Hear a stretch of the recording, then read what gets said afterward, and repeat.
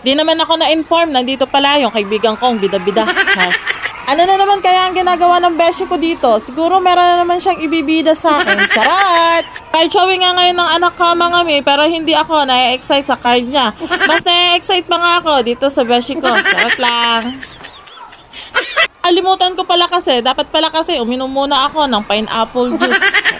Nararamdaman ko kasi mga mi na para bang may HB ako ngayon.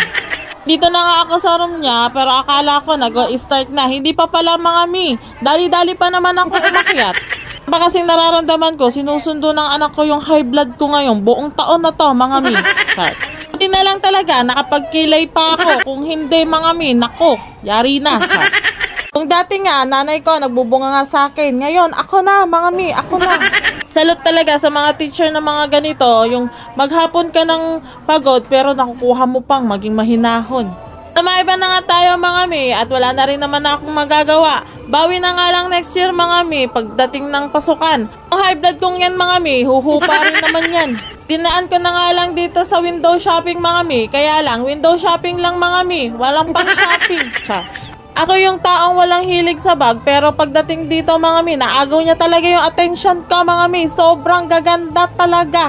At na-amaze pa ako mga mi nung nalaman ko kung sino ang mga gumawa nito mga mi. Nung pinapaliwanag nga sa akin nila ma'am dyan, sobrang na-amaze talaga ako mga mi. Alam nyo ba? Oh, marites na marites. So alam nyo ba mga mi, mga taga Laguna Province Livelihood Trade Fair Santa Rosa City Jail inmate dorms lang naman mga mi ang gumawa nito. Oh my God, nakakatuwa sila. Sobrang gagaling nila. Bakit? Sobrang talented nila mga mi. Sobrang support talaga sa mga ganitong bagay mga mi. Grabe yung pagbabago nila. Tapos ang nakalagay dito sa kanila is bag to second chance. Ay, sobrang gaganda talaga mga mi. Sobrang nagustuhan ko talaga yung mga bag nila mga mi. Talaga namang walang tapon sa kanila mga mi. Dito lang yan sa Walter Mart mga mi, papunta sa Enchanted Kingdom.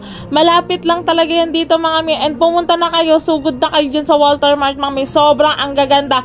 And pwedeng pang regalo mga mi. Support natin to yung mga ganitong likha ng ating mga inmates mga mi. Sobrang talented talaga nila. So para daw sa pamilya nila yan mga mi. So sabi, give chance to others naman tayo mga mi. So yun talaga, sulit talaga, sobrang ganda talaga mga mi. Sobrang gaganda talaga. Ang talented talaga nila mga mi.